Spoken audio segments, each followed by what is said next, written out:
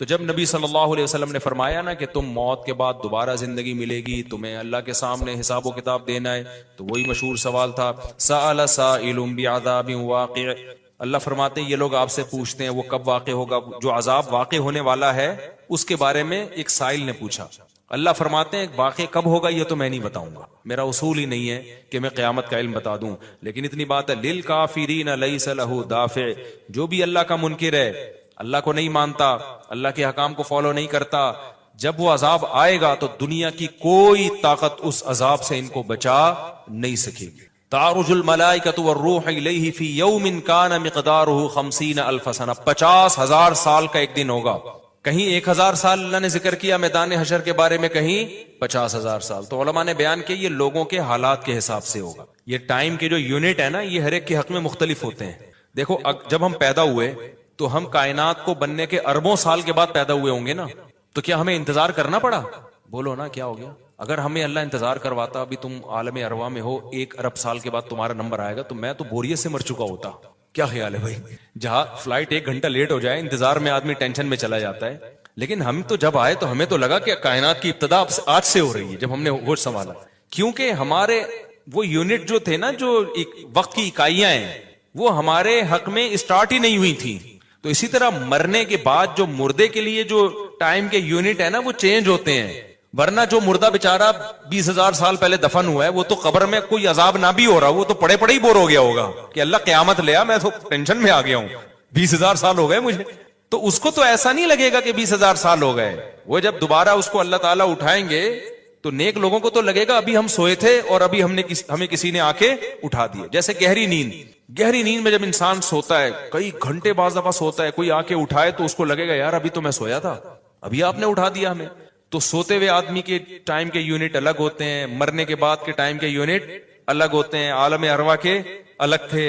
اور بعض تو یہ بھی میں نے سنا ہے کہ دوسرے سیارے پہ آپ چلے جائیں نا زمین کے علاوہ تو وہاں بھی ٹائم کے یونٹ چینج ہو جائیں گے۔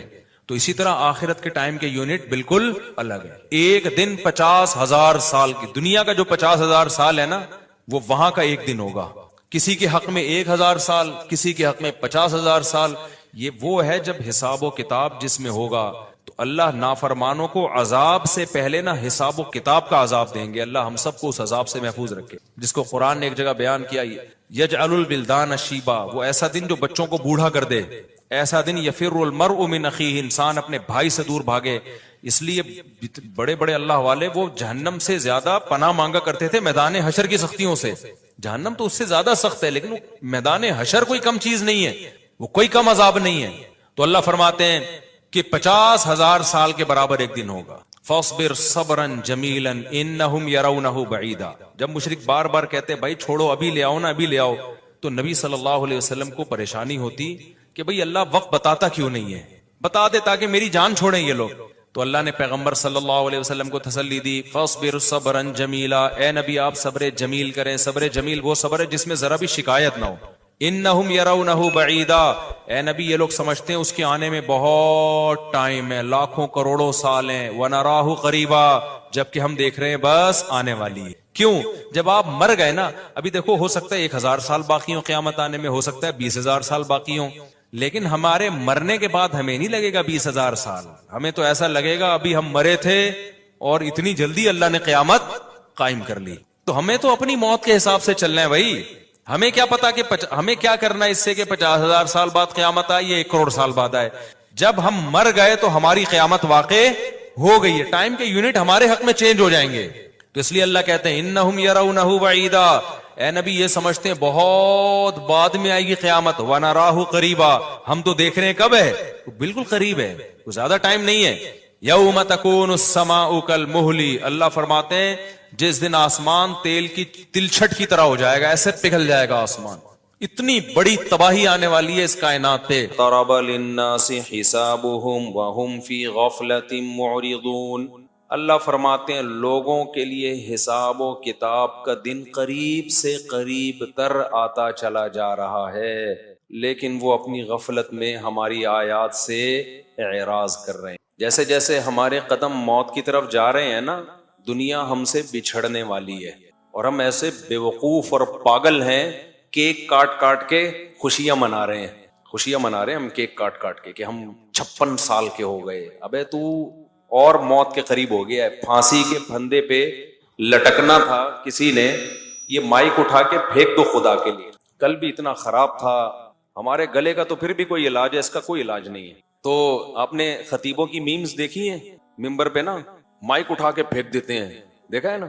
آج بھی کسی خطیب کی وہ آئی ہوئی تھی, مائک کو یوں نا صحیح نہیں ہو رہا تھا, تو اب لوگ وہ چلا دیتے ہیں. اس کے بعد پروگرام جاری رہا یا ختم ہو گیا؟ نہیں, پروگرام کدھر جاری رہا, پروگرام تو اٹھا کے اس نے مائک پھینکا ہے, پروگرام تو بڑھ گئے. تو میں بھی سوچ رہا ہوں کسی دن نا یہ مائک اٹھا کے پھینک دوں. تو یہ دن میں ٹھیک کیا کرو میرے بھائی, دن میں ٹھیک کر دیا کرو بیٹھ کے نا, اس کو 20 آدمیوں کا تجربہ کیا کرو اس کے اوپر. تو اللہ تعالیٰ فرماتے ہیں لوگوں کا حساب و کتاب روز بروز قریب آ رہا ہے. وَهُمْ فِي غَفْلَةٍ مُعْرِضُونَ, اور یہ غفلت میں ہماری آیات سے اعراض کر رہے ہیں. اللہ میاں تو ہمیں تنبیہ کرتے جا رہے ہیں, لیکن جب ہماری آنکھ بند ہوگی نا اس وقت ہمیں احساس ہوگا کہ ہم نے کتنی غفلت میں دن گزار دی, کتنی غفلت میں دن گزار دی. تو کچھ ہوش کے ناخن لینا چاہیے بھائی. دولت, شہرت, عزت, مکان, اسی کے پیچھے بھاگ کے زندگی ختم نہ کریں. اللہ فرماتے ہیں ما یاتیہم من ذکر من ربہم محدث, جب بھی کوئی ان کے پاس اللہ کی طرف سے نصیحت آتی ہے, استمعوہ سنتے ہیں, وہم یلعبون سیریس نہیں لیتے, سیریس نہیں لیتے. ابھی دیکھو ہم یہاں سے اٹھ کے جائیں گے دوبارہ اپنے کاموں میں مشغول, دوبارہ مشغول اپنی دنیا داری میں. نبی صلی اللہ علیہ وسلم کے بارے میں وہ کیا کہا کرتے تھے؟ اللہ فرماتے ہیں وَأَسَرُّ النَّجْوَ الَّذِينَ ظَلَمُوا, ظالم لوگ کیا کہتے ہیں نبی کے بارے میں؟ جب نبی نصیحتیں کرتے ہیں نا ان پر بڑا اثر ہوتا ہے, تو چپ کے کیا کہتے ہیں؟ هَلْ هَذَا إِلَّا بَشَرٌ مِثْلُكُمْ, لوگو یہ ہماری طرح کا انسان ہے بھائی, یہ تو تمہاری طرح کے انسان ہیں, ان کی باتیں مت ماننا, اپنے جیسے انسان کو ہم فالو کیوں کریں؟ پھر کہنے لگے اَفَتَأْتُونَ السِّحْرَ, یہ تو جادوگر ہیں, جادوگر, تم جادوگر کی بات مانو گے کیا؟ وَأَنْتُمْ تُبْصِرُونَ, تم تو دیکھ رہے ہو, یہ تو جادوگر ہیں. پھر کہنے لگے اَضْغَاثُ أَحْلَامٍ, ارے بھائی ان کی باتیں پراگندہ خیالات ہیں, مکس کر کے کچھ باتیں ہیں جو معاذ اللہ اوٹ پٹانگ قسم کے کچھ باتیں ہیں. حالانکہ کتنی کلیئر باتیں ہیں نا قرآن مجید کی, 2 اور 2 4 کی طرح فطرت کو اپیل کرنے والی. اسے کہتے ہیں پروپیگنڈا, جو آج بھی یوٹیوب اور فیس بک پر بہت ہو رہا ہے پروپیگنڈا. باتوں کو گھماؤ, لوگ اس گھمانے سے کیا ہوتے ہیں؟ متاثر. تو کبھی بھی خوب سمجھ لو, جب بھی کوئی کسی پہ الزام لگائے, کوئی بات کرے, اس کو اینالائز کرنا سیکھو, ٹھنڈے دل سے تجزیہ کرنا سیکھو, کبھی بھی جذبات میں نہ ہو. ہمیشہ ہم سب پر لازم ہے نا ہم حق کو تلاش کریں. حق کی تلاش کبھی بھی جذباتی انداز میں نہیں ہو. کسی کے دعووں سے, نعروں سے کبھی متاثر نہ ہوا کرو. دعوے آج بہت زبردست چل رہے ہیں, کوئی یہ نہیں ثابت کر سکتا, کوئی آج مذہبی رہنماؤں کے دعوے تو ایسے ہوتے ہیں کہ لوگ ان کے اسٹائل سے متاثر ہوتے ہیں. یہ حدیث ضعیف ہے, کسی کا باپ بھی صحیح ثابت نہیں کر سکتا. یہ حدیث صحیح ہے, کسی کا باپ بھی ضعیف ثابت نہیں کر سکتا. ابھی ایک نیا کلپ آیا کسی اسکالر کا, وہ کہہ رہے ہیں کہ 1400 سال سے جو فلاں صاحب نے جو قرآن سنت سمجھا ہے وہ آج تک کسی نے نہیں سمجھا. تو ایسے اور لوگ متاثر ہوتے. تو ہمیشہ یاد رکھو, کبھی بھی کوئی سائنٹسٹ ہو, کوئی سیاستدان ہو, کوئی مذہبی اسکالر ہو, کبھی بھی نعروں پہ اور دعووں پہ مت جاؤ. ہمیشہ چیزوں کو نا ٹھنڈے دل سے تجزیہ کرنا سیکھو, تو حق ملے گا تمہیں. ورنہ یہ پروپیگنڈا جتنا مشرکین نے کیا ہے نا, اتنا آج تک کسی نے نہیں کیا. کیسے الزام لگا رہے ہیں, اضغاث و احلام. ابے ان کے مختلف قسم کے خیالات ہیں جو ایک گٹھری بنا کے انہوں نے پیش کر دی ہیں. کوئی بندہ بیٹھا ہوا ہے مائک ٹھیک کرنے کے لیے, بیٹھے رہو وہیں پہ, بیٹھے رہو, اٹھنا نہیں. کبھی مائک نیچے جا رہا ہے, کبھی اوپر جا رہا ہے. اللہ فرماتے ہیں بل افتراہ, پھر اپنا الزام چینج کرتے ہیں, کہتے ہیں نہیں اصل میں یہ قرآن پراگندہ خیالات نہیں ہیں. پہلے انہوں نے اسٹیپ بائی اسٹیپ الزام لگائے. دیکھو پہلا الزام یہ کہ بھائی ایسے ہی بیٹھے بیٹھے نا منہ میں کچھ بھی آ گیا بول دیا انہوں نے, اور اس کو قرآن کا نام دے دیا. اچھا قرآن خود یہ بات بھی ذکر کر رہا ہے, اس کو بھی کہہ رہے ہیں کہ یہ پراگندہ خیالات ہیں. پھر کہتے ہیں بل افتراہ, نا انہوں نے گڑھا ہے, یہ خود سے بنایا ہے. پھر کہتے ہیں بل ہوا شاعر, اصل ہے بات ہے یہ شاعر ہیں, انہیں الفاظ کے قافیے ملانے آتے ہیں تو وہ ایسا اٹریکٹیو کلام بنا دیا اپنی شاعری کی طاقت سے کہ لوگ اس کی طرف کھچے چلے جا رہے ہیں. مضمون نہیں دیکھ رہے کہ وہ کہہ کیا رہے ہیں. نہ یہ شاعری ہے قرآن، نہ پراگندہ خیالات ہیں، اور نہ ہی نبی نے اس کو گڑھا ہے. گڑھا تو وہ جو خود بہت بڑا کالم نگار ہو وہ تو چیزوں کو گڑھ سکتا ہے.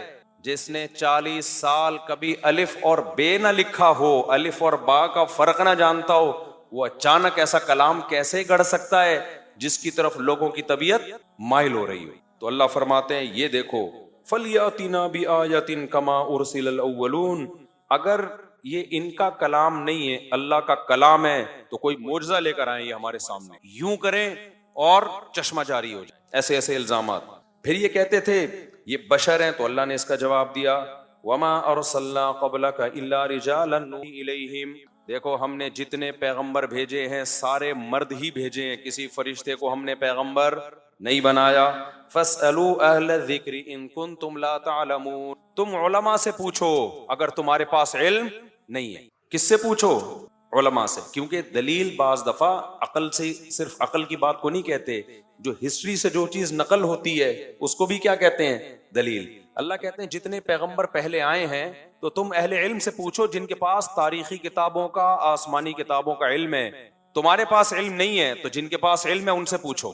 اس سے پتہ چلتا ہے کہ عامی آدمی پر صاحب علم جو کسی بھی فیلڈ میں ماہر ہو اس کی اتباع لازم ہے. اسی اتباع کو تقلید کہا جاتا ہے. تقلید کوئی الگ چیز نہیں ہے.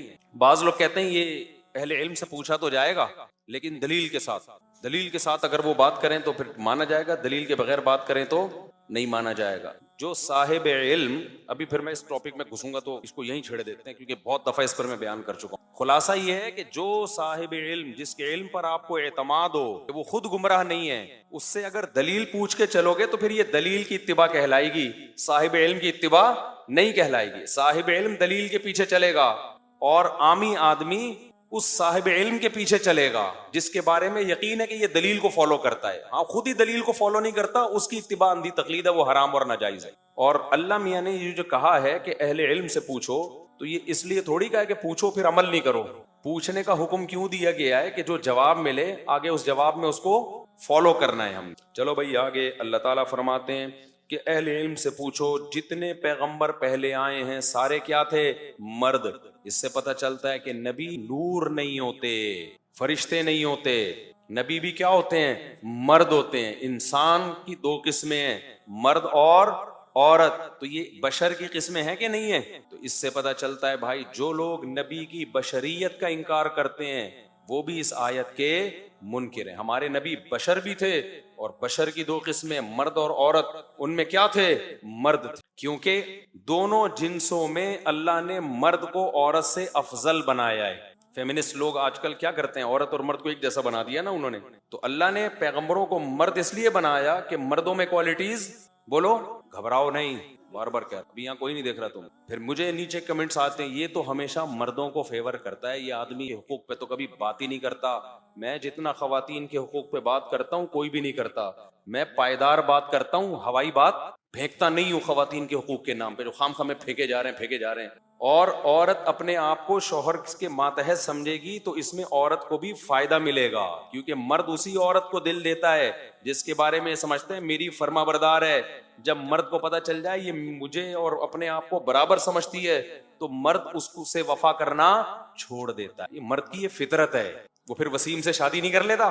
کیا خیال ہے بھائی؟ وہ کہتا ہے جب یہ وسیم بھی اور میری بیوی جو ہے وہ دونوں ایک جیسے ہیں، اس کو ماتحت ہوگی تو مرد کی محبت ملے گی. اس کو وہ کہے گا میرے ماتحت ہے، غلام نہیں ہے. ماتحت ہونا، دیکھو ہم حکومت کے ماتحت ہوتے ہیں، غلام تھوڑی ہیں ہم حکومت کے ماتحت ہیں. اگر آپ حاکم کی آنکھوں میں آنکھیں ڈال کے بات کرو اور اس کو رسپیکٹ نہ دو، بولے میرے تیرے میں کوئی فرق نہیں ہے، تو حاکم متاثر نہیں ہوگا، وہ آپ کے رائٹس دینا. تو اس لیے اللہ میاں نے عورت کو کہا کہ تم شوہر کی غلام نہیں ہو، لیکن شوہر سرپرست ہے اور تم اس کی، بولو، ماتحت. تو مرد اور عورت کی جنس میں مرد چونکہ افضل تھا تو اس لیے اللہ نے پیغمبروں کے لیے کون سی جنس کا انتخاب کیا؟ مرد کی جنس کا انتخاب. سمجھتے ہو کہ نہیں سمجھتے ہو؟ تو اللہ فرماتے ہیں وَمَا جَعَلْنَاهُمْ جَسَدًا لَا يَأْكُلُونَ الطَّعَامَ، مشرکین کہتے تھے یہ کیسے بشر ہیں، یہ کیسے پیغمبر ہیں، یہ تو کھاتے بھی ہیں پیتے بھی ہیں، یہ تو ہماری طرح ان کو بھوک بھی لگتی ہے۔ اللہ کہتے ہیں ہم نے ان سے پہلے جتنے پیغمبر بھیجے کسی کو ایسا جسم نہیں دیا کہ جو کھاتے نہ ہو، سب کو بھوک لگتی ہے، سب کے کو پیاس لگتی ہے، تو محمد صلی اللہ علیہ وسلم کو بھی بھوک بھی لگے گی اور محمد صلی اللہ علیہ وسلم کو پیاس بھی لگے گی۔ کوئی نئے پیغمبر تھوڑی ہیں جن کو ایک الگ جسم دے کے بھیجا ہو۔ تو اس سے علماء استدلال کرتے ہیں کہ بھوک پیاس کا لگنا، دنیاوی ضرورتوں کا ہونا اور ان ضرورتوں کو پوری کرنے کی کوشش کرنا، یہ نبوت کے منافی نہیں ہے۔ تو سوچو جب نبوت کے منافی نہیں ہے تو ولایت کے منافی کیسے ہو گیا؟ آج لوگ کہتے ہیں بزرگ ایسا ہونا چاہیے جو عجیب سا ہو، تھوڑا ڈیفرنٹ اسٹائل کا بزرگ مارکیٹ میں ہونا چاہیے۔ لوگوں کے ذہن میں اتنے کپڑے لدے ہوئے ہوں، اوپر پگڑی، پھر چادر، پھر ادھر چادر، پھر ان کی چادروں میں لپٹا ہوا، چل نہ سکے، تو یہ غلط تصور بزرگی کا ہماری کھوپڑی میں بیٹھ گیا۔ بھائی یہ ساری دنیاوی ضرورتیں جو ایک انسان کے بشری تقاضے ہیں وہ جب پیغمبروں میں ہوتے ہیں تو بزرگوں میں کیوں نہیں ہوں گے؟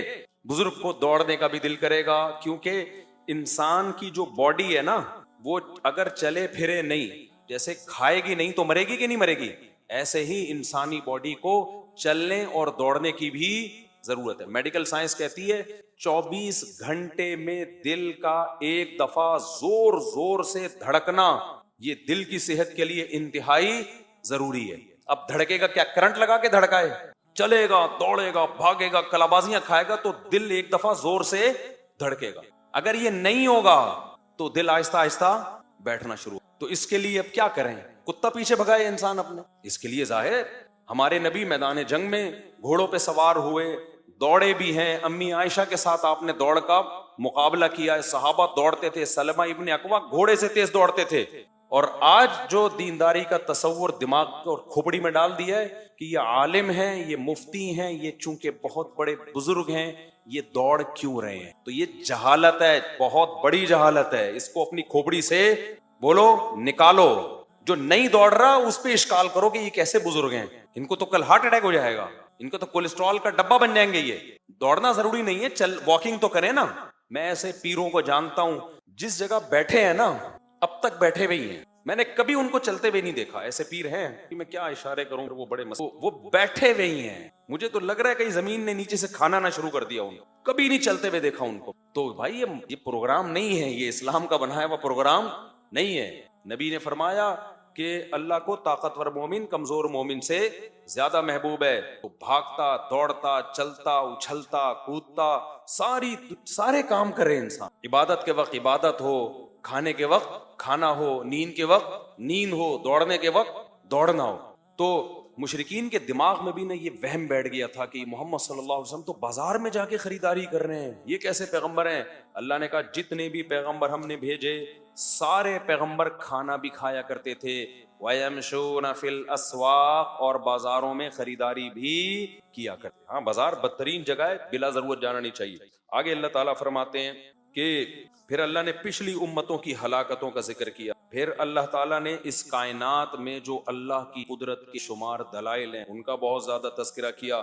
اولم یر الذین کفروا ان السماوات والارض کانتا رتقا، کیا یہ کافر دیکھتے نہیں ہیں زمین اور آسمان بند تھے، ففتقناہما، ہم نے ان کو پھاڑ ڈالا، جدا کر دیا۔ ایک جگہ قرآن میں اللہ کہتے ہیں کہ والسماء بنیناہا بأید وإنا لموسعون، ہم نے آسمان کو اپنے ہاتھوں سے بنایا، کنایا ہے، وإنا لموسعون، اور ہم اسے وسیع کرتے چلے جا۔ ان دو آیتوں میں واضح اشارہ ہے کہ یہ کائنات ایک جگہ ٹکی ہوئی، یہ پھیلتی چلی جا رہی، تو یہ بھی اللہ کی قدرت کی بہت بڑی دلیل ہے۔ اللہ فرماتے ہیں وما جعلنا لبشر من قبلک الخلد، کین کہا کرتے تھے کہ محمد صلی اللہ علیہ وسلم کی دن وفات ہو جائے گی تو ان کا پروگرام سارا ختم ہو جائے گا، آپ کی تو صبر کر لو تھوڑے دن۔ تو اللہ نے فرمایا اے نبی، اللہ نے یہ نہیں فرمایا نہیں آپ پر تو موت واقع، آج کل جتنے بھی مارکیٹ میں امام مہدی آ رہے ہیں نا ایک بھی نہیں مرتا۔